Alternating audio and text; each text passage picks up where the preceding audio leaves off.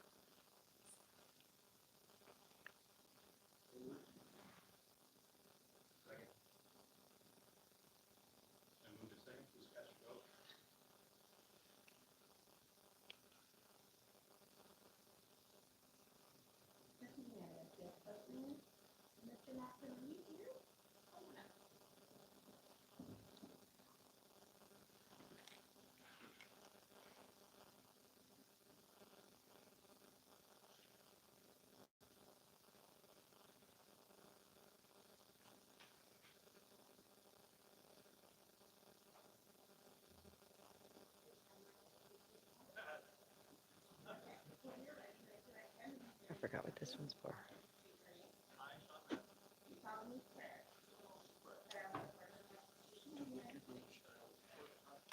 So I'm not going to read my statement that I wrote out, but I am going to use my time to make a public comment. So make sure you guys share this because I used up all my lives.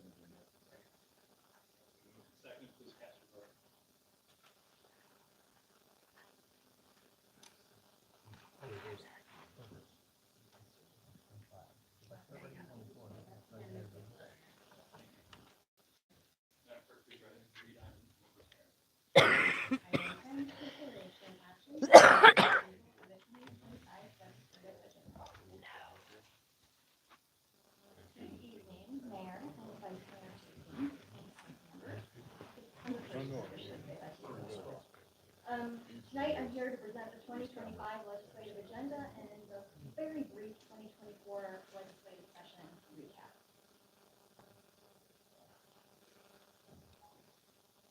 So for those residents who may not be aware, she comprises 3 legislative districts. LB 25, we have Senator Tim Dunn, who transferred from the House to the Senate this session.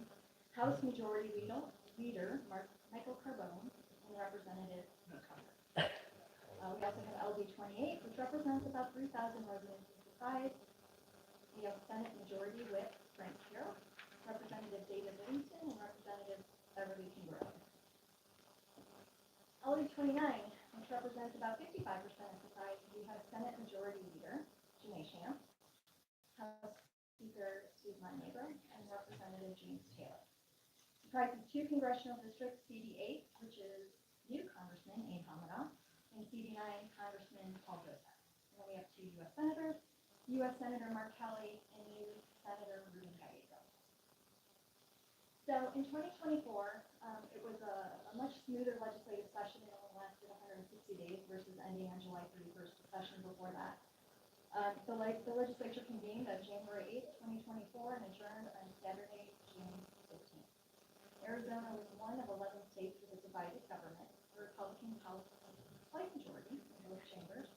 During the course of the session, there was 1,663 bills introduced. 330 of those bills were sent to Governor Hobbs for consideration. She signed 258 of the bills into law and vetoed 73. So what's the purpose of the legislative agenda? It's to define your priorities as a body, and then I represent those at the state capitol. It effectively provides me with the boundaries in which I support and oppose legislation. So I have this covered under almost pillars, and I have maintained Surprise's quality of life first, because effectively everything else falls underneath that. So Surprise's quality of life, what do I do at the Capitol? I protect the attributes that make Surprise a desirable community for families and businesses alike. That includes efficient transportation, public safety, safe neighborhoods, open space, and economic prosperity. We support responsible and manageable growth, and I added a new bullet point this year, which is support tourism measures and policies that help maintain Arizona as a destination.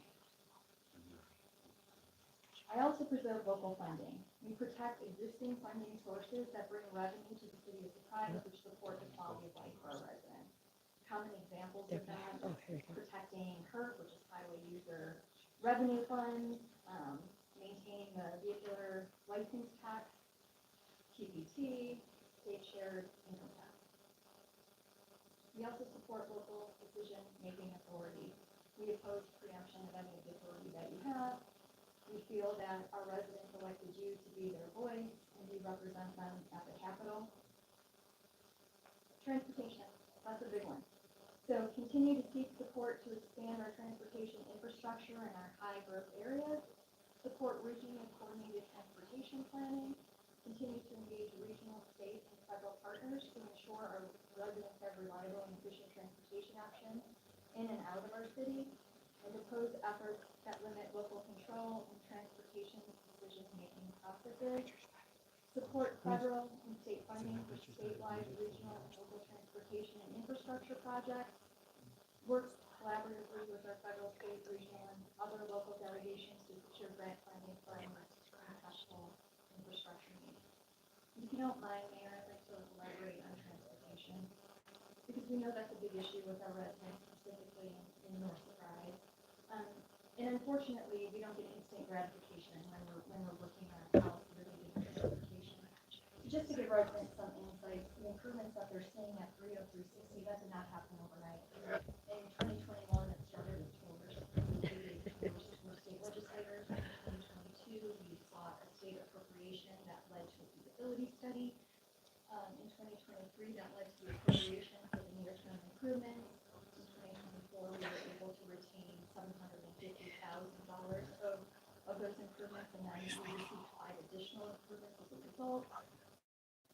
And in 2020, well, in 2025 this year, we are seeking an appropriation Well, what did to he do with expand the upon the improvements we're already making in order to advance the design study of the. Yeah, but I'm not going to read this. I'm sorry, yeah, traffic Because I interchange left it on the in that table. area. So it does So other take people time, think but we aren't taking that our other finger people off know the what I'm gas. gonna It's still say. happening. There's just a I lot got of something things else going happening on. behind the scenes that people can see. I got something else to say. Land use planning, another big one, because we see so much housing legislation. We want to protect your local authority in the land use planning, support efforts that promote orderly and responsible and sustainable growth, oppose efforts that impede growth management, focus on policies that ensure growth pays for itself, and maintain consistency between local code and state law. Public safety. Preserve and enhance the ability of local government to strategically plan for and respond to emergencies. Support Yes, legislation that enhances. I'm going to speak, but I'm not going to while maintaining vigilance with the speak protection about of what I wrote down. I got something else going on. economic development. Support efforts that maintain and I'm going to talk about something else. competitiveness. Support diversification of economic development tools. We're seeking to do this session with another tool called tax increment financing, which Arizona doesn't use. protect local authority and development projects, and support incentives and other mechanisms that would contribute to high-quality private sector growth and job creation.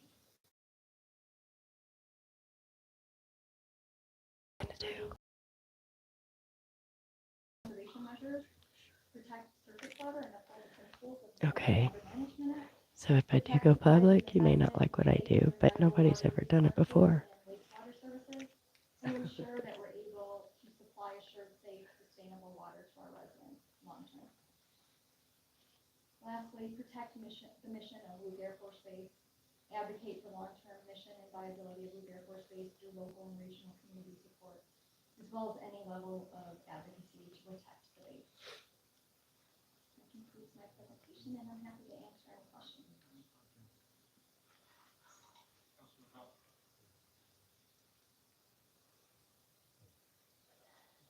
Thank you very much.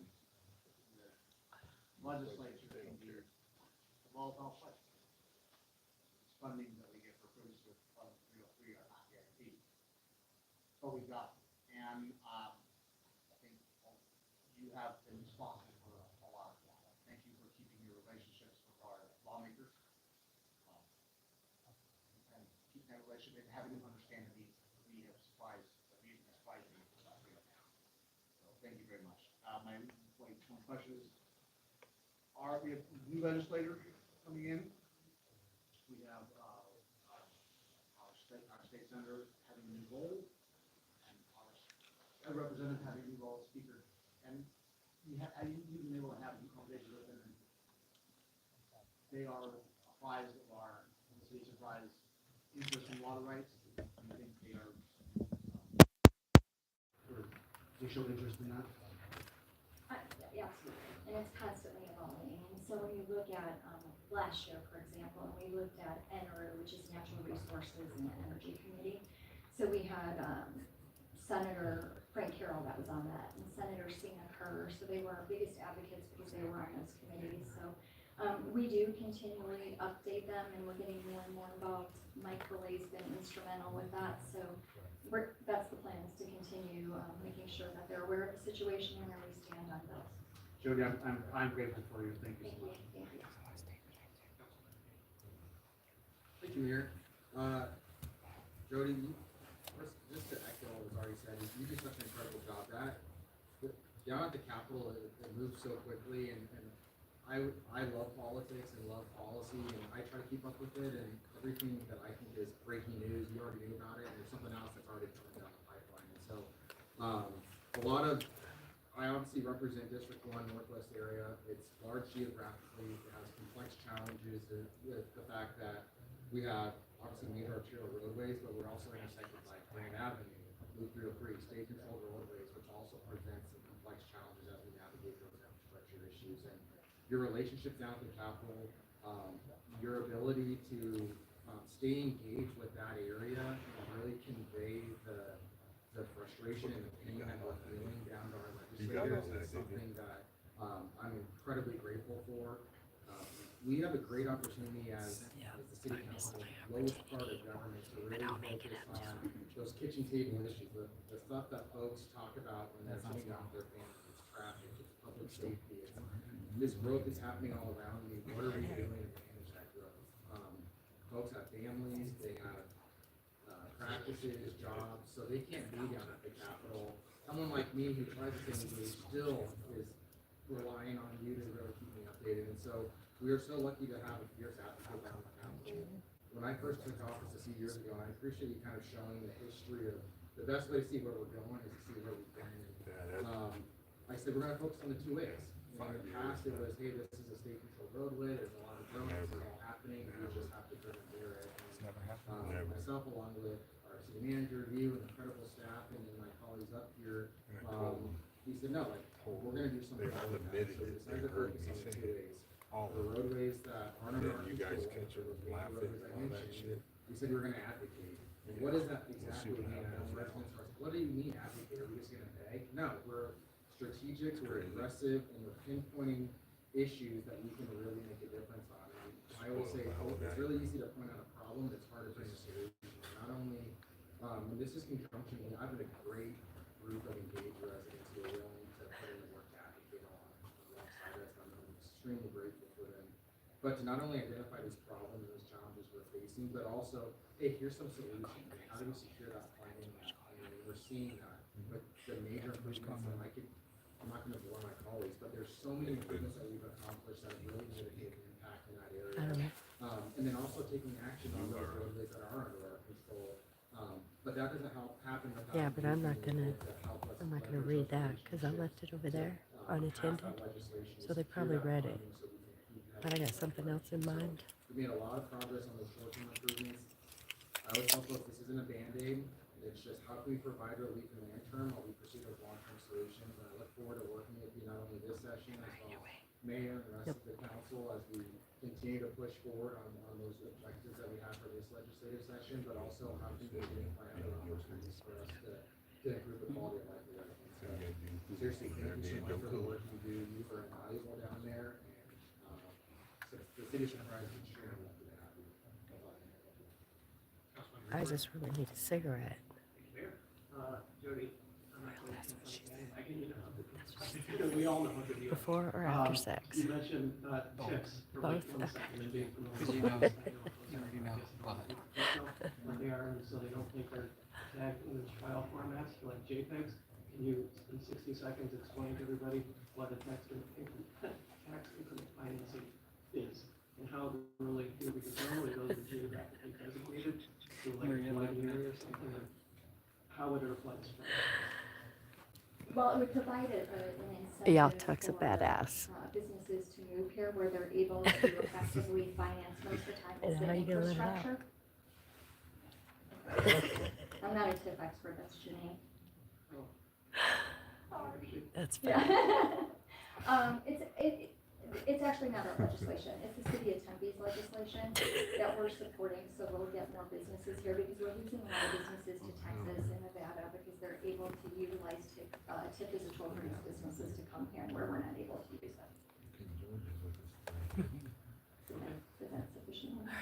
Well, I mean, I don't wanna get to Yeah. all the details of it, but yeah, normally it's, we don't seem to be having that much of a problem attracting things, so I guess I wanna just know a little bit more about what that's gonna cost us in the long run, but that's a future discussion. You would have just started to talk about, because Arizona, obviously, their tax increment financing. We do, and Councilman Greenberg, the city of Surprise had a resolution that became a bill years and years ago, I think it was 2017, and it was known as EDRA, which was the Economic Development Reimbursement Authority, very similar to what TIP is, and we never had any momentum at the legislature for that. We lost the sponsor whether, so I don't anticipate given this legislative competition that that's going to be changing this session. It's okay. I got it. Thank you, Mayor. Thank It's you, his Jody. toe, it's tough. You did a great job. You have to manage, how many legislators are there? Like 30, different personalities, different political parties. block the I mean, comments those What? Washington for their live stream. It's a whole different level down there. I So, don't wonder if thank you for people all are your gonna work. It's hear great to have what's somebody gonna just be look said out right for, now, surprise and interest of our residents. There's so many times When did I try to do people myself get to wrong, go we up there talk to and a speak their legislator. thing. I have some decent Know what I'm relationships saying? with a few of them. Yeah. But it's just so much easier if I just let you take They the don't reins like the and go out question, there they're and gonna be turn it raised. off. But we just trust you to do your job, and thank you so much. I've never been to one. Thank you, Mayor. Jody, thanks for everything on this. In the past few years, the zoning laws have come up, and it's been a battle over years. You anticipate that being forefront again? Yes, sir. So there's already 2 bills, well, there's several housing bills that have already been dropped. So there's a bill in Freaking Acres, I don't have the bill numbers with me, but one is lovingly referred to as the EAB bill, which is Yes in God's backyard. So it's effectively by right zoning on land owned by religious institutions. So it's a way to build higher density multifamily on religious owned land. So that's one of the bills that has been dropped. And then the other one is effectively the same exact starter home bill that was vetoed last year by Governor Hobbs, which is another by right zoning type of. So the league formed a stakeholder group with several of our larger cities. We take a proactive role on that, with many thanks to Lloyd and Tiffany, where we're trying to take a proactive approach with our legislators rather than a reactive approach with some of the terrible housing legislation that we've seen. So we're hoping that that's a little bit bit more momentum, at the Capitol this year. Maybe that would be something that can help address the housing issue, but also maintain your local control and responsible growth. I appreciate it, because every year, people in this area think they know this area, and never know it. Have never even been here. So I appreciate everything, because you always complain that you figure it out. So I appreciate it, thank you. No problem. Jody, I just wanted to say thanks as well, echo my colleagues up here. You know, as soon as I got elected, I started meeting with other elected officials, and you played a big part of that. And every single one of them sung your praise. Every other government agency like MAG, I spent with them, they sung your praise. And so I think we're extremely lucky to have you. There's no doubt in my mind that your relentless effort and just dedication to the surprise pays dividends for our residents and improves our lives. Thank you. With nothing else, no other requests to speak, I'll entertain a motion. I move to approve the 2025 legislative agenda as presented. Moved in second, please cast your vote.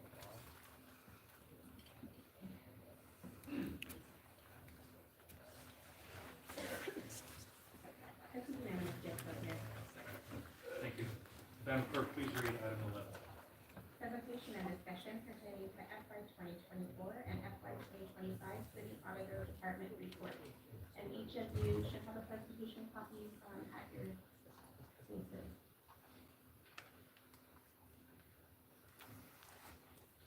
Good afternoon, Mayor and council members. It's a pleasure to be here with you today. Today I have two audit reports I'm going to present to you.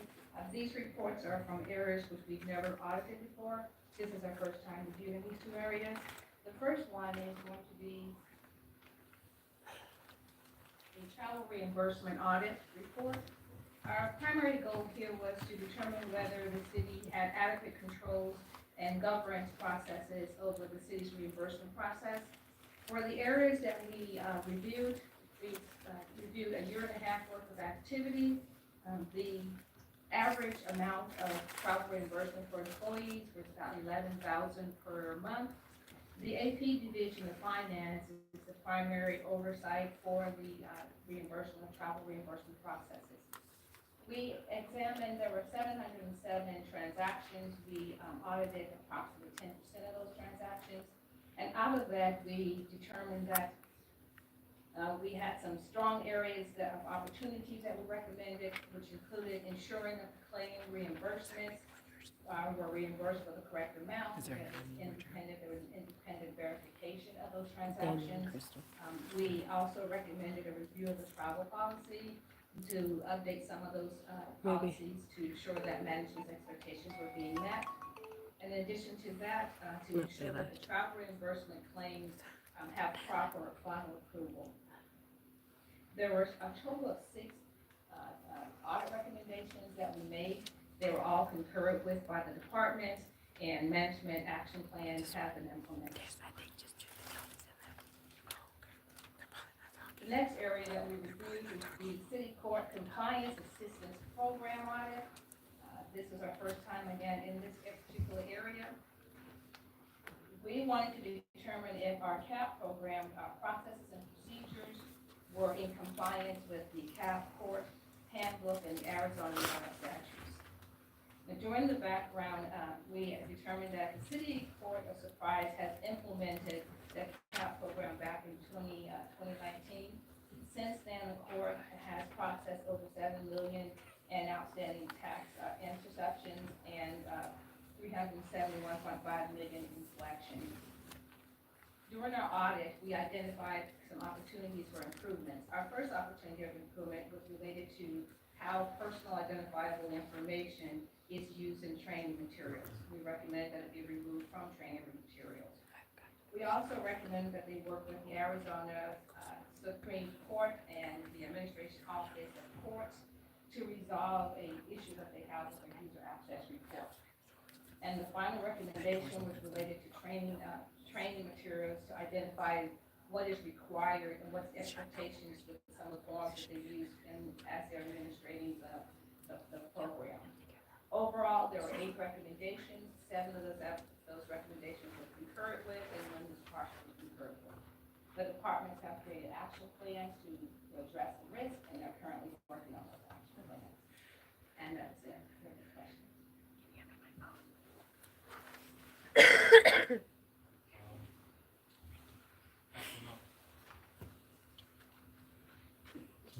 Could you explain what tax interception is? So, the client will make an arrangement, payment arrangement with the court to cover the fines if they cannot pay for it. If that payment plan doesn't, they don't stick with that payment plan, the court has the option to go and collect any taxes that they are refunds that they may get. And the court can accept and take those refunds to cover those fees.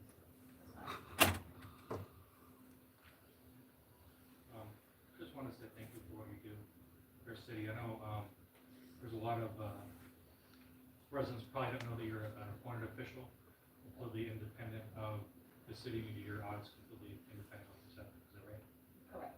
And so I think it's important that we have you and your role and your expertise to make sure that, you know, we're doing things in the city right as far as policies and procedures. So I know it's not an easy job when the auditor comes around, people, their blood pressure goes up, but I think for the city, it's an opportunity to learn and grow and learn how to do things better. So I really appreciate your role in keeping the city honest. Thank you. Thank you very much, Kathleen.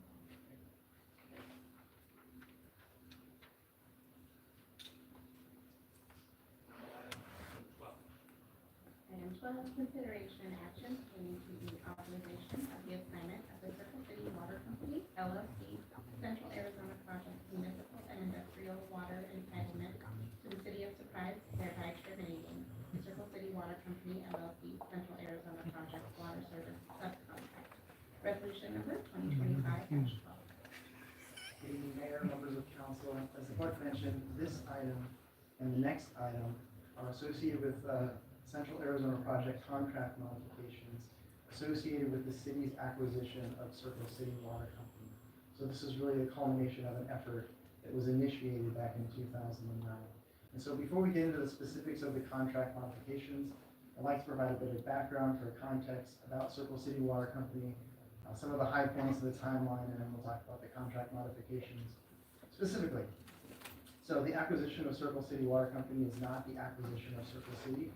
This is not associated with an annexation case. Circle City is located about 15 miles northwest of where we stand here this evening. They have about 466 platted lots, about 174 lots left to develop, and about 292 current water customers being served by the Circle City Water Company.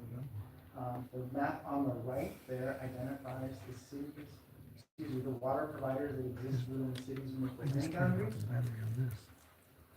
I'll show you here. So this area right here is where Circle City is. It's reflected in this triangle. And this area up here will also be the city water service area against the county. Circle City currently uses about 23 million gallons per day, or per year. To put that in context, the city of Surprise water service area currently uses that much water in about 2.5 years.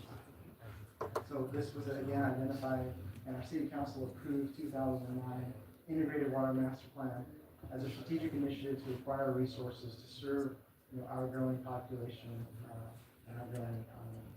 And so with the acquisition comes 3,932 acre-feet of Colorado River water, which necessitates the need to modify those CAP contracts. Yeah, because you might So here's a quick timeline. As I mentioned, we started this effort in 2009.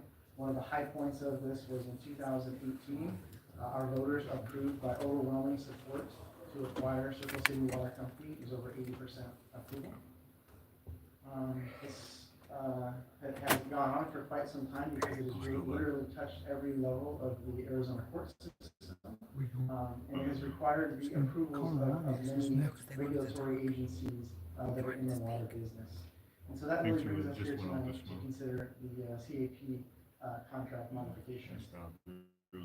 Wow, these two slides kind of summed up, what we've been working on and why we haven't been talking about it publicly for a long time. Internally within the department, James, we've been preparing operationally to take this over. One of the biggest preparation points has been financial preparation. So in 2018, Hey, welcome into Michelle Mobile Media. It's we made a promise that we would not use ratepayer money or taxpayer money for this acquisition. And off to the right there, that white box that identifies the questions within the pamphlet for voters. But in 2018, we included the Circle City acquisition within our infrastructure improvement plan that drives our development impact fee. So with our water resource impact fee, we're able to complete the purchase of the $15 million without any sort of creative financing or doing anything else. So although we would have liked to close on this much sooner, this time has allowed us to save up and have the cash necessary within that P project there, 71260. From an ongoing basis, the operations and maintenance is estimated to be about $72,000 per year, and the carrying cost or the ownership cost associated with the Central Arizona Project water is going to be about $1.4 million per year. So back to operational preparedness, in 2022, we conducted a sanitary survey. That's really a look at all of the infrastructure within Circle City Water Company to ensure that we wouldn't be taking over a system that's in violation of any rules or laws, and really just an overall condition assessment. And that's made way to the establishment of the Circle City Enhancements Capital Project. We intend to immediately make cyber and physical security upgrades, implement backup generator for redundancy, have the ability to remotely monitor it and control it, and then make distribution system improvements as well. We intend to begin shadowing their current operator immediately, so we kind of get a lay of the land before we actually get the keys. We intend to close on this if things continue the way they are by July 1st. So next steps, we're going to be coming back to this council in a couple of meetings to talk about rate setting. The Circle City Water Company has not had a rate adjustment since 1988, and we're going to be very sensitive to that. So we'll be coming back with some different recommendations and options. There may be a need to update the stipulated condemnation agreement that we have with Circle City Water Company, but we're trying to avoid that. We'll be back to this council in May for our typical water resources update. That's the one where we usually bring our partners at Central Arizona Project. And again, we're hoping to commence operation and have everything behind us by July 1st of this year. So again, getting back to the items that we're taking action on tonight. The first one that the clerk read is associated with the assignment and termination of Circle City's current contract with Central Arizona Project. So that agreement is just simply stating that this volume of water is going to be going to Surprise. And then the next item that the clerk will read is our acknowledgement through a modification of our existing contract to absorb that volume. So that'll bring our total Colorado River allocation from 10,249 up to 14,189. So I'll pause there for any questions, and then once we discuss it, we can have the clerk read the next item. Councilman Jack?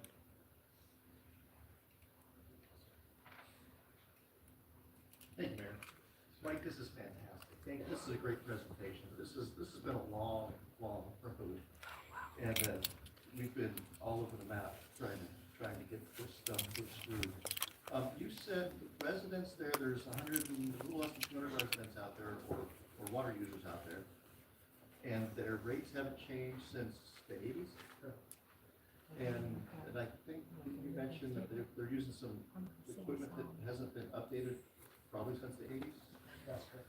They're frequently seeing outages and other problems with the water. What kind of problems are we inheriting? Not specific kind of problems we're inheriting, but what's it going to cost to get these guys up so that we can stay in compliance, maybe automate some things? So this capital project, P71530, we budgeted about $900,000. The thing that the ACC consistently hears, the ACC regulates Circle City Water Company today, is just the lack of redundancy. So during monsoon season, they lose power, their well goes down, their booster pumps go down. And so we immediately want to take better care of these folks, even though they're not our residents technically, they're going to be our customers. Crystal, you know it's so and really ensuring that the water is safe. So if we're going to be the provider, we want to make sure that we're proud of the brand that we're serving. And 40 years, 30 some odd years, almost 40 years since the rate change. I mean, how steep are we looking to get those guys caught up? I mean, because this is going to be painful for them. Yeah, so candidly, if we were to bring the Circle City ratepayers directly up to what the city of Surprise ratepayers are paying, it'd be about a 42% increase monthly. And so that's why we're being sensitive and working with Andrea and her team to figure out a strategy to bring them up to, over time. So that's really the intent. Okay, So slow increments as we improve the service, and hopefully they stop some outages. I appreciate it. Having to spend a little bit, a couple extra dollars a month, we're talking probably, Exactly. you know, whatever works out to be $5-10 a month, but always have water and always have clean water, safe water. All right, thanks, Mike. And Mr. Louis, you said you're gonna come back with that, what Councilman Joe was talking about as far as the increases for us to discuss and talk about. Yeah, so the timeline here, based on statute, we've got to have some time associated with establishing rates. So the intent right now is to come back in April. We're working on the various scenarios and options right now. And then potentially take action on that, setting the rates in mid-June in time for us to take over the system in July. Okay, thank you. Councilman Rowe. Anyway, yes, following this for so many years, I'm so excited that I'm here on city council, I finally get to vote on this. It's a great acquisition, and throughout this entire episode, to the city's surprise, and you, Mr. Goulet, have been class acts, sensitive to the Circle City ratepayers, you've been sensitive and understanding to the litigators, and now that it's all said and done, I'm really proud of Surprise and how we got through here, how we planned smart, and we carried it, we had a long struggle to get here, and we were class acts the entire way, and I really appreciate your professionalism and leadership, Michael, thank you. Thanks, Mayor. Thank you, Mayor. So it's an interesting dynamic, right? I mean, we're taking over this area of water, but we're not annexing Charlottely. the residents, which is definitely, I mean, not something I've heard of us doing before. I'm Charlottely. definitely supportive. I think this is a good move for the city, so I probably should like that. But at the same time, this is one of those interesting things. So if we're raising fees, it's not gonna be on Surprise residents. It's gonna be on Circle City residents. So this is one of those few times where I'm not opposed to that necessarily, because if we were to not raise the rates, then Surprise taxpayers would be subsidizing those repairs that need to happen. So I think it's important that, you know, that we're reasonable and that we're fair, because there isn't really a lot of accountability for them, right? Because like here, if we make a bad decision or we raise something, like we're held accountable elections, this is a little different. So we definitely want to be reasonable, but at the same time, I think that those repairs and upkeep that has to happen needs to pay for itself, and that's the plan, correct? Exactly. Okay, thank you.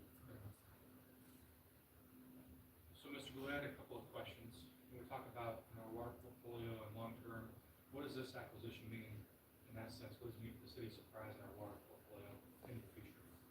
So from a Colorado River supply perspective, this acquisition or contract modification represents a 40% increase in Colorado River water, and then a 20% increase across our entire portfolio. So it's pretty significant. And so in 2009, you started this process, and what was the cost of, you said 15 million back in 2009 to acquire this? Exactly. So we started to negotiate that acquisition price in about the 2014 timeline. Okay.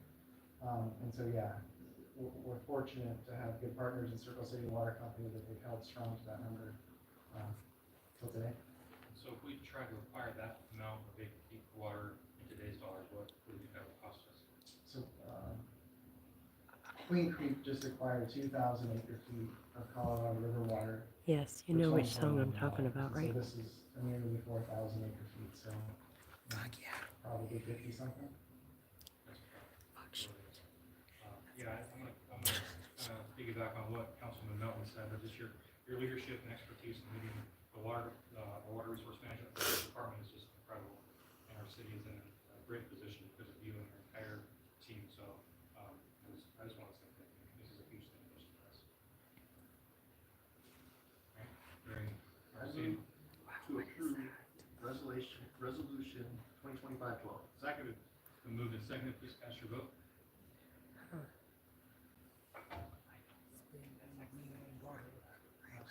That's a unanimous yes vote, Mayor. Okay, thank you. Madam Clerk, please read item 13. Consideration and action pertaining to the authorization of amendment number 1 to set contract number 07FX30W0505 among the United States, the Central Arizona Water Conservation District,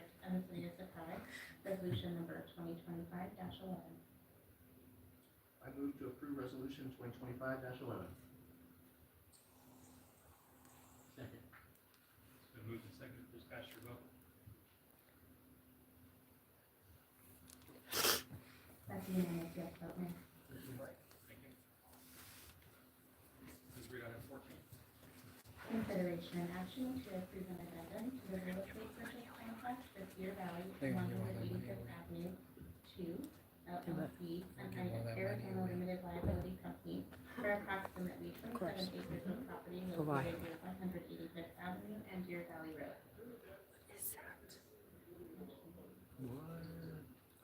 Good evening, Mayor, Council. How you doing tonight? Doing chief, good. I'm coming before you again to talk about an item we discussed with you for approval on the 3rd of December, which was a land acquisition up north. And then we have a few new members on the council. I'm not going to go through the entire presentation we have on the 3rd, but I do have a few highlights. Before I get to that, though, I wanted to discuss with you what we're here to talk about tonight. As you can see here on the 3rd, this body did approve us to move forward to engage in a purchase contract for approximately 30 acres of land up north.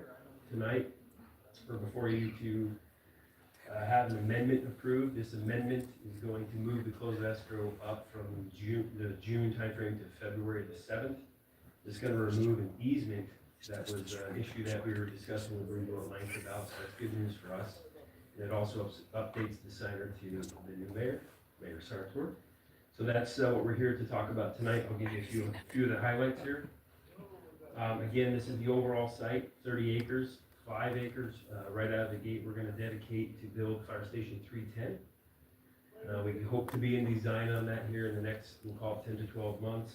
Public Safety Master Plan, we're also engaging in that as we speak, working with procurement this week, as a matter of fact, to secure the contract with them. That plan will also help us plan out the entire site here before you.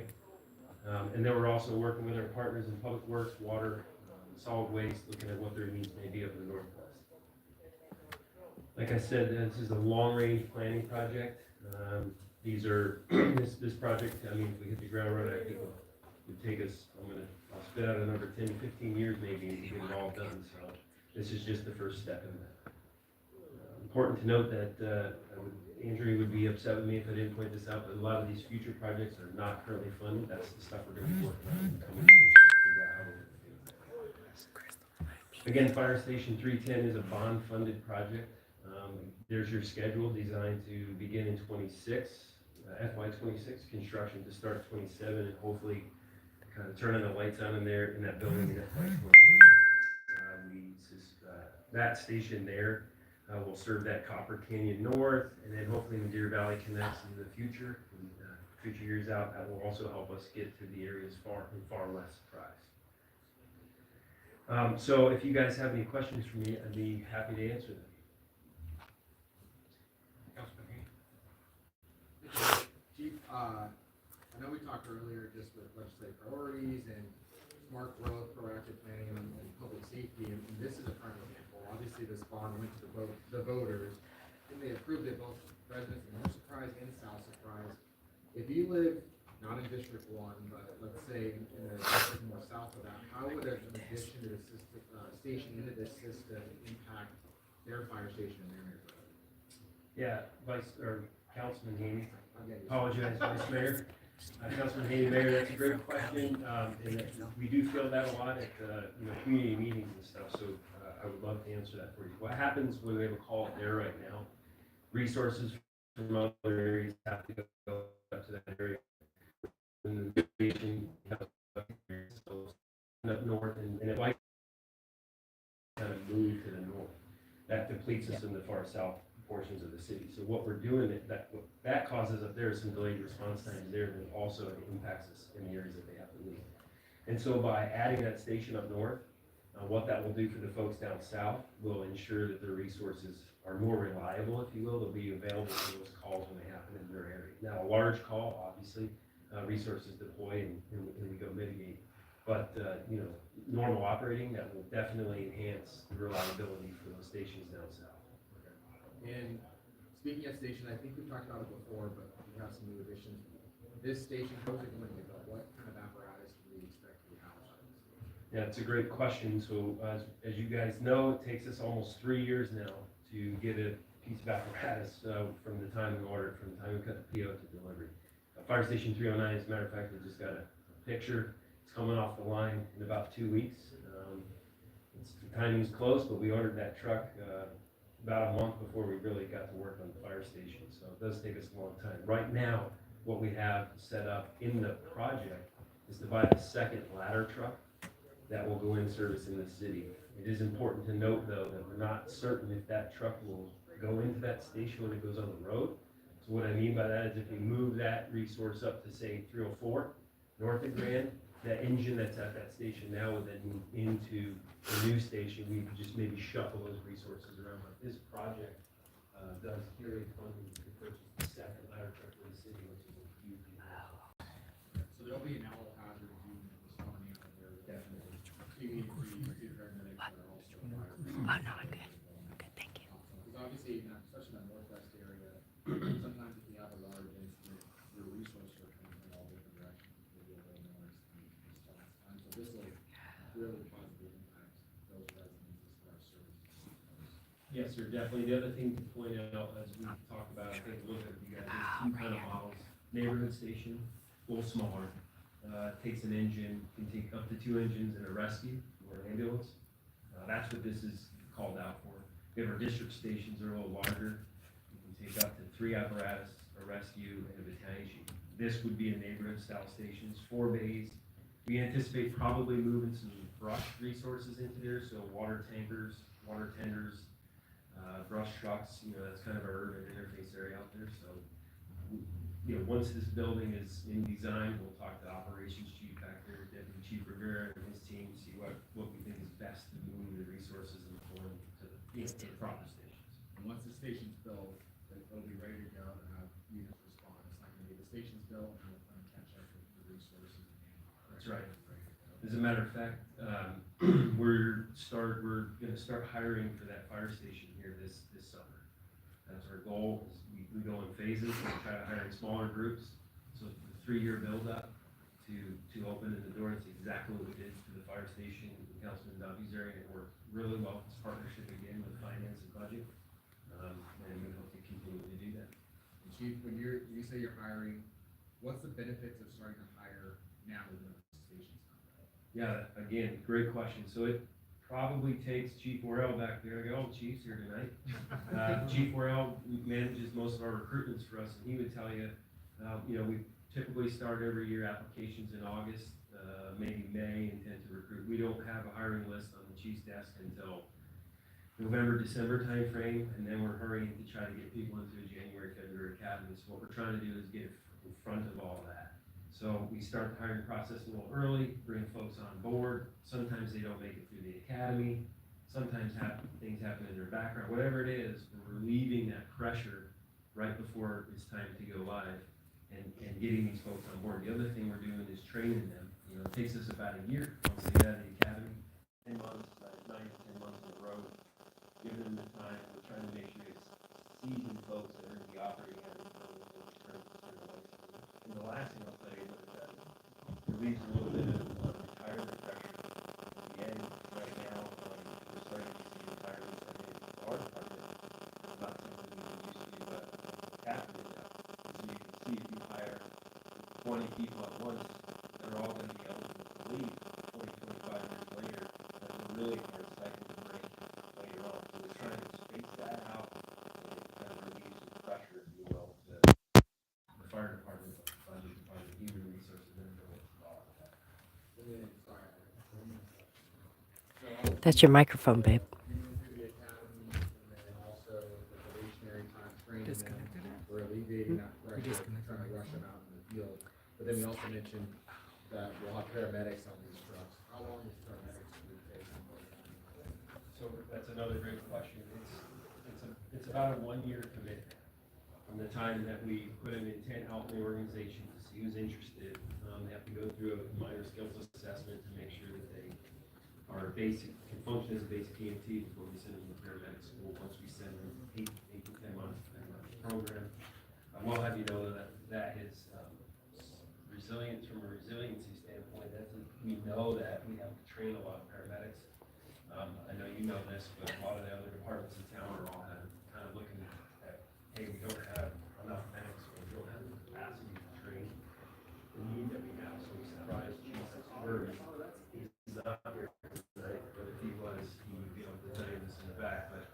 a year and a half, he's been working on our own program here, so that City Fire Fire can train its own paramedics, because it is tough to rely on the community colleges or the city meetings, for example. You know, if their schedules change, sometimes it doesn't line up with us. So in order for us to build our own resource and take care of our community here, we're working really hard to get that done. I thought it would be easier to do, and it's a little more challenging, but we're working to it. Thank you. I appreciate the proactiveness. I get this question quite a bit from residents of, they see all the growth around them and they're concerned, it's like, 911. Am I, one, going to give someone to respond in a timely fashion, but who am I getting? I think a lot of folks don't understand, all that goes into fully staffed and, fire truck. I have to tell you, you know, Mike didn't even realize that in the valley here, each fire truck has 2 EMTs and 2 paramedics, so the park stops bringing the fire truck, cheap folks that are able to do those interventions and hopefully save their life. So I really appreciate the proactive planning, not only with the station, but also making sure that the station one is there for people. So making sure we're having this. I understand that. Oh, no, you're fine. I'll You're step fine. out of the way for you. No, You you're can not get in the closer. way. You're not in the way. I can put it way up here.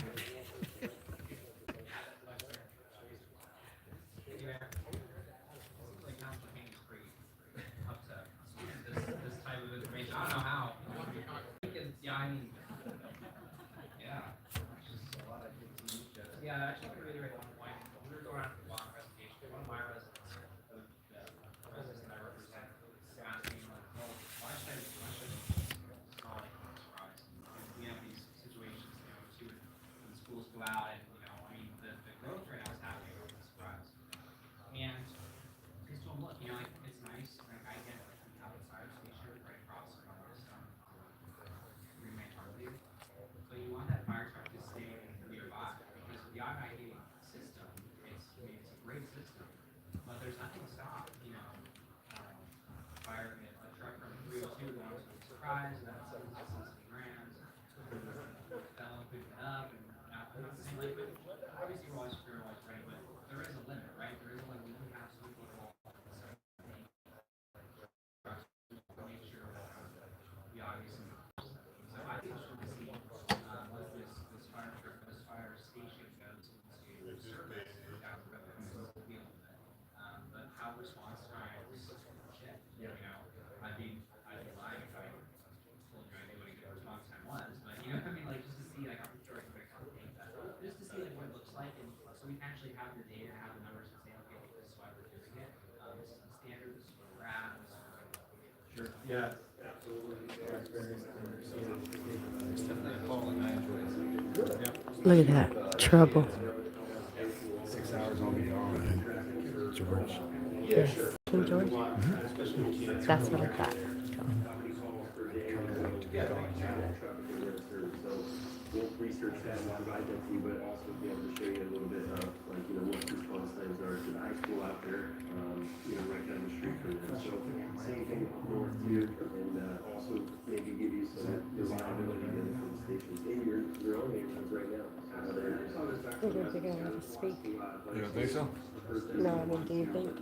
Property taxes and investing in surprise, and so we just wanna show them that I think the money's well worth it, and that, we know what you do, just go over here, just go, hey, so we got it all buttoned up, we got it all figured out, and you guys are awesome, so thank you so much. Thank you.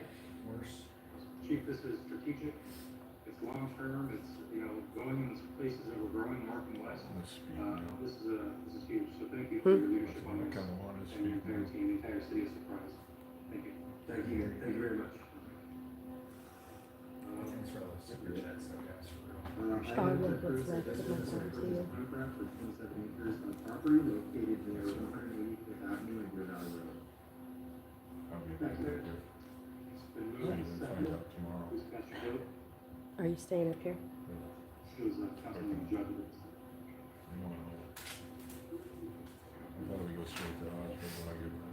That's a unanimous yes vote, Mayor. Okay. I will now conduct a poll of the public. Madam Clerk, do we have any requests to address the council on agenda items? Yes, Mayor, I have 6 requests to speak. As I call you up, please remember to state your name and the city that you live in when you get to the podium. First, I have Jane. Yep, that's you. Good evening, Mayor and Council. My name is James Ellis. I live in Surprise off of Waddell and 175th Avenue. I'm going to bring up a couple of items that might be able to be put on the agenda in the future. The fire chief spoke really well about response times, the new station 310. Some of my concerns living in the south part of the city is the public safety responses to the new Desert Diamond White Tanks Casino surrounding areas. So I'm going to kind of address the elephant in the room. I've been hearing a lot of different things about this situation. Does the city of Surprise have a contract to provide public safety responses to the reservation casino that's outside our city limits? Is it a verbal agreement or a written agreement? If we do, how much is the city being compensated by the reservation for these public safety services, if any? Can the city council make this public regarding our police and fire service responses and any potential contracts between the two parties? Just recently, I had noticed Surprise police units in and around the casino since its grand opening last month, along with an all-hazards Surprise fire department unit just days ago responding to a vehicle accident just outside the casino property. My concern is response times will increase above the NFPA standards of 5 minutes and 20 seconds in the southern parts of our city under the automatic gate agreement, even with the new fire station 309 going into service later this year. As we see future expansion of the Desert Diamond White Tanks Casino with a hotel and conference center and continuing annexation of the city of Glendale to our southern border will indeed increase our call demand for fire responses. That's why I'm suggesting funding for a medical response unit, an MR unit they call it. It's a full ALS staffing unit that can help lower response times in the southern parts of the city and keeping all hazard response units responding more within our city limits instead. An MR unit is staffed by 4 firefighters with 2 being paramedics, and they can respond to any medical emergency, including cardiac arrest, to trauma calls. It can also be utilized for additional manpower on any fireground call, and the cost for the apparatus of this type is a fraction of the cost of a traditional fire engine. This could respond to the casino and surrounding areas for any medical emergency, under the automatic gate agreement, and the additional funding could be paid through the reservation casino if properly negotiated between both parties, saving the city of Surprise and the taxpayers a significant amount of money for both the fire and police department. So basically, in summary, I do support, fire responses to the casino, as long as it doesn't affect our city residents, and if we can get the funding through the casino to pay for that, I'm all for it. So thank you. Mr. Ringroth, can you deal with Mr. Ellis and answer some of his questions, please? Yes, Mayor. In fact, Chief Espy's ready to do that right now, and he has that information. Thank you. Thank you. Next, I have Paula Anderson.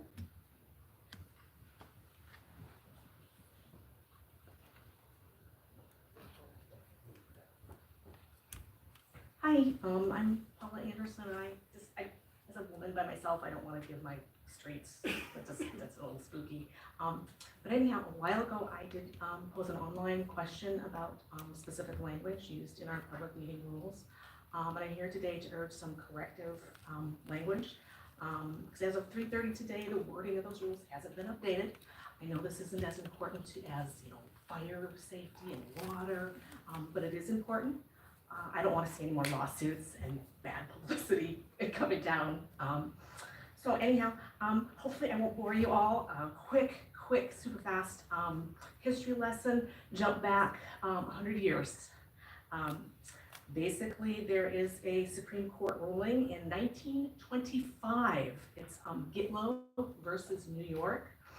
State law must be consistent with the First Amendment and not violate freedom of speech.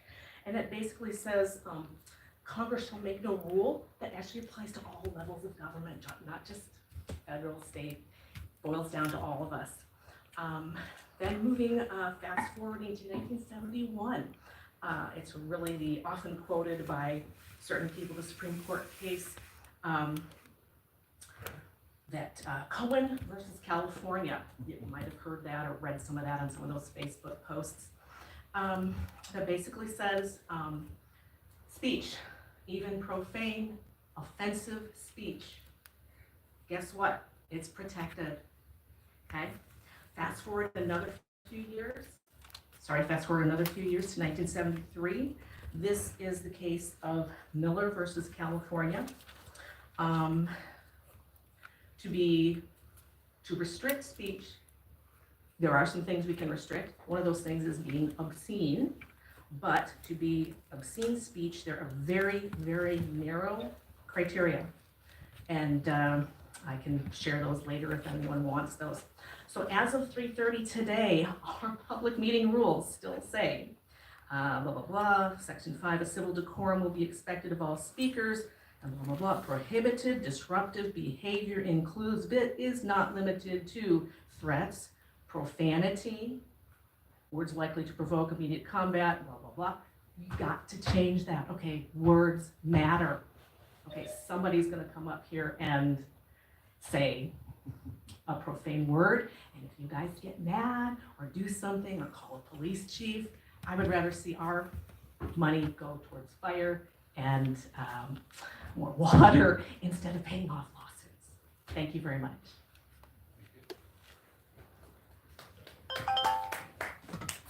Next, I have John Goodnow. I'm sorry.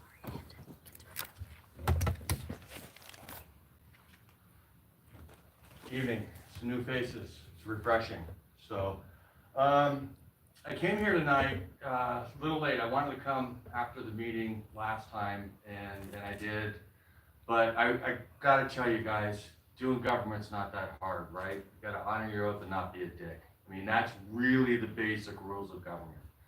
And I saw some good change after what happened to Rebecca Massey. I really did. There was some good new mayor, new city attorney coming in. So we got some good things. And then all of a sudden a video leaked from the chief of police, right? And I've got it queued up here, and I'm not gonna quote him, I'd rather just use his own words. But essentially what the chief is saying is all crazy. Here to get this out real quick. You know, what happened last week in a council meeting resulted in what I think everybody in the world is calling an illegal arrest and a violation of someone's First Amendment rights. That's clearly not what we're about, and that is not what happened. That's exactly what happened. That's literally what happened, right? So what the chief just told us was that the entire world was wrong. What we witnessed with our lying eyes was wrong. I'm a root cause guy. My son was threatened to be shot and killed here in the state of Arizona in 2019. School didn't say anything to the police or the parents. I took action. I got the law here changed, right? 15,541 and 330,312, right? Now, I got it mandated where the schools have to say something if there's a threat of violence in schools. So I have a challenge to you guys. How about we make constitutional training mandatory for the police? The police aren't going to do it themselves. So the only way that that's going to happen is it's going to come from this council. And this council is going to have to mandate that the police officers who serve the public understand the Constitution that they're supposed to serve. We saw 2 oaths being taken here. What are the very first things that you swear that oath to? It's the Constitution. What's the very first law in the Constitution? It's the First Amendment. And if every one of your police officers can't recall the 5 protections codified in the First Amendment right off the top of their head, what are they doing with the badge and gun? If they can't, if they don't know what our freedoms are, how in the world can they protect them? And the chief put that on full display when he leaked the video to the world that we're all wrong and we didn't see what we saw. Take care of it, City Council. I challenge you. Thank you.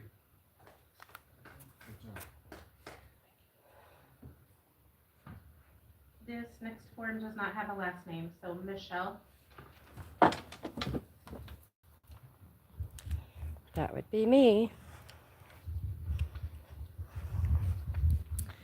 Alrighty. Good evening, infidels and fellow Constitution lovers. I was going to read my statement today, but I accidentally left it out where people could read it. And I felt that it was no longer a secure statement to read to you guys. So, today we're going to talk about the Constitution. the First Amendment specifically. Do you guys know there's 5 elements to the Constitution? Freedom of speech, freedom to assemble, freedom to redress. Do you guys know any of the other ones? All right. So freedom of speech, freedom to assemble, freedom of press, freedom to redress our government, and there's one more. Freedom of religion. Oh, yes. Well, you guys don't have to ask to go to church, do you? I wouldn't ask to go to church because that's my First Amendment right? Well, so is free speech. So is free press. So I'm going to sing a song for you guys. I hope you like it. I've been singing it for about 20 years. Fuck shit, fuck, fuck, fuck, fuck shit, fuck shit, fuck, fuck, fuck. Yes. Fuck shit, fuck, fuck, fuck. Woohoo! Fuck shit, fuck, fuck, fuck. So now I see that you guys finally respect the First Amendment. Good job, guys.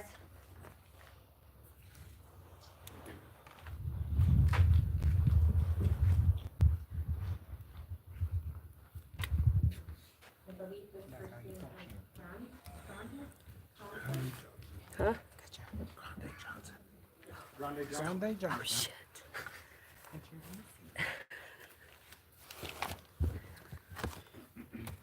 Good evening, Your Majesty. Oh, shit.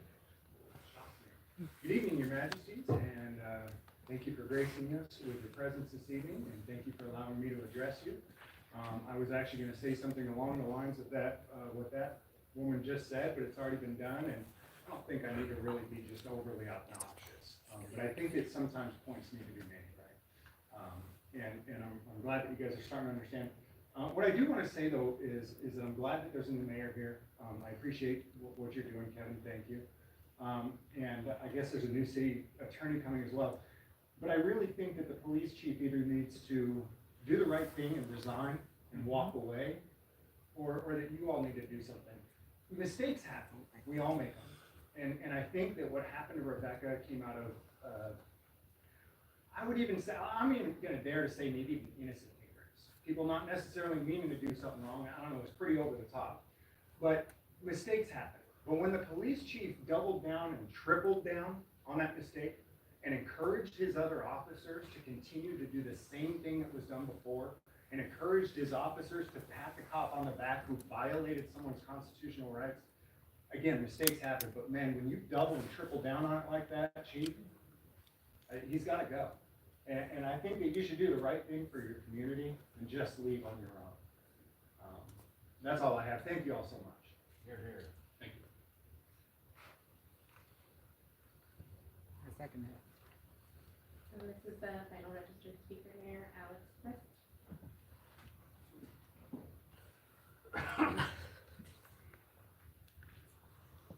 Thank you. 175th and Waddell, Duffy's District. Mayor, Vice Mayor, council members, our republic is strong and democracy lives on. We have come to a new direction in our country. And listening to the speech given by our new Secretary of State, Marco Rubio, I am hopeful for our success. If you haven't heard it, I hope that you catch it, because it was an excellent speech at the State Department. And Mayor, Vice Mayor, council members, I don't envy the decisions that you will have to make, but I know they will be made with wisdom and discernment. And I'll be praying for you, because this year is going to be different. I definitely know that, especially from Mayor's speech from last time. I also want to acknowledge the brave men and women of the city staff who will be taking calls and messages such as traffic is important, education is important, but to me, Taco Tuesday is going to be important. Stick that in the budget. But Mayor, Vice Mayor, council members, I'm glad we have a republic. I'm glad that people like us, citizens, and you saw our veterans here. I care very much for them because they fought so hard for us. And we have people from fire department, from education, veterans, that will represent us, and I do trust you. I do trust that our republic will stay strong. And I echo the speech from our president. From this moment on, America's decline is over. Our golden age has begun. And I believe that for our city as well. Thank you very much. Thank you. Council members, do you have any other business or future agenda items you want to talk about? Yeah, I got one. This guy's face says it all. Every time he goes by, he looks at us in disgust. Oh, he shook his head when you said anything about the first one. Rightly so, we talk about Did he? Surprise because there are some concerns there and also West Surprise, but, you know, Bell Road is quite the road, and it's only, you know, we've done a lot to mitigate some of the traffic concerns on Bell Road, but as City Center builds out, it would be nice to have like a work session or just like a review, whether it's part of our strategic plan or if it's a work session by itself on Bell Road and just some traffic improvements we can do. The ones that come to mind are specifically that I'm thinking of, and it could be more than this, but extending or adding left-hand turn lanes, specifically at Bell and Litchfield, that oftentimes gets backed up so far that you know, if you're trying to go straight and you're in the left lane, you can get stuck 2-3 lights. We've done a lot of things. The city has done a lot. Blinking yellow lights, adding a left-hand turn lane at Reams, but it would just be nice to take a look at Bell Road and just work with Eric and maybe take a look at some. If I had one, I would. Because one of my biggest gripes with government is that, and not us, of course, because, right, no, but one of the biggest gripes with government in general is that we're too reactive, right? We wait till something becomes an issue and then we have to play catch up. So with this thing, you know, we see City Center building out. I'd like to see us be proactive and take a look at Bell Road. So. Well, thank you for that. And as we move towards the work sessions or the strategic planning sessions that we're going to have, I think those ideas, and any council member that has some ideas, we can work together to just make sure that we are representing the city and what our strategic plan come together here. Gonna be early morning. Is he leaving? Yeah. So, just like Councilman Hayes said, I'd like that, I don't know if you specifically want to talk about a certain part of it, but I'd like it to be citywide, but I talked to Eric about it. It's not going for another 2 hours. Not just Bell Road, but some other areas in my district of Island Prep, and this subject comes up a lot about school traffic, school safety. Almost like the requirements that we don't have for high school, which we're gonna talk about 50 years ago. It was part of school. Everybody bus, not the same as it used to be where parents let kids walk to school. So how those rules should be different. I think we should all talk about that. There are safety issues that Island Prep, that is not a perceived threat. We're working on Island Prep right now. So it still should be talked about. And other areas of the city, there's all the rules. Where should there be box to stop traffic at this time? Safety should be important. I'm ready to go too.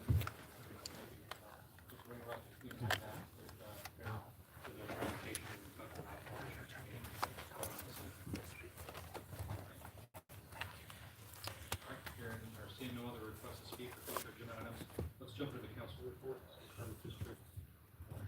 Alright, guys. I'm in an executive session, so,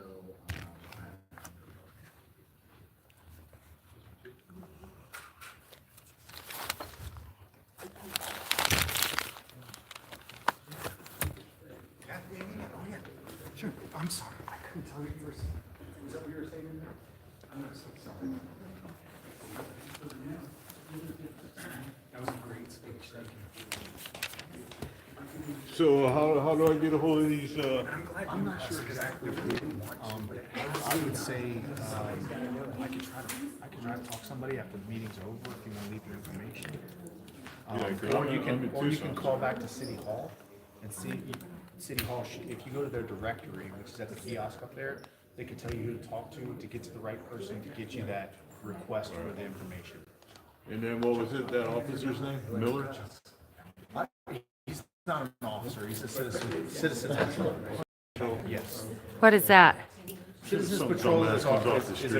group of people who volunteer to help the city with like traffic and stuff like that. And what kind of law enforcement powers do they have? I don't know, I couldn't tell you that.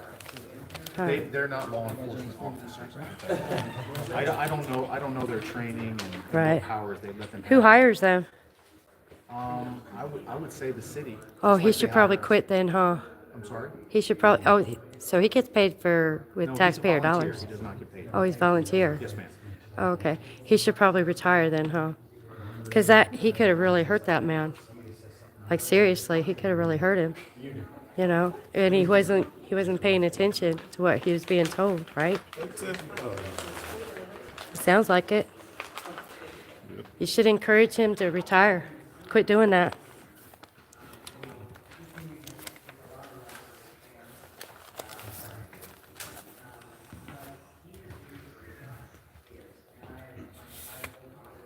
Yep. Hang on a second, guys. Give me a second. Hi. Good job. Thank you. You did a great job. Thank you. I was a little nervous. I haven't done that before. It just bothered me so much. Everything I've been seeing, just like, you can't. I've never done that before either. Come on, wait a minute. Seriously? I spoke at a council meeting in Louisiana, but I never did anything like that. Not many people have. So. Might be my thing. There it is. There's that laugh. Oh, shit.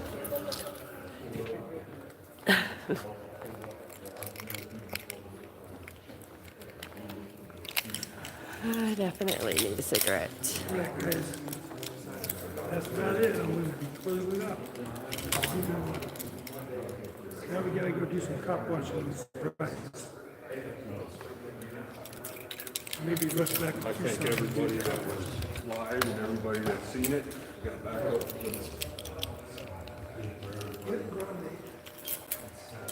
Grande Johnson. Should have went up there and spoke. You should have went up there and sang. Sing your song with you? Yeah.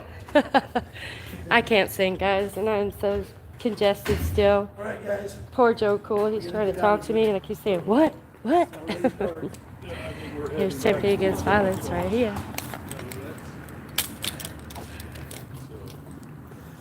Thanks for coming in. Thanks for the support. Get you guys on the next one. Hey, thanks for joining. Thanks for all this. Shell Mobile Media. Peace, baby. Yep. I'm down too, guys. Much love. Tell the boys I said no.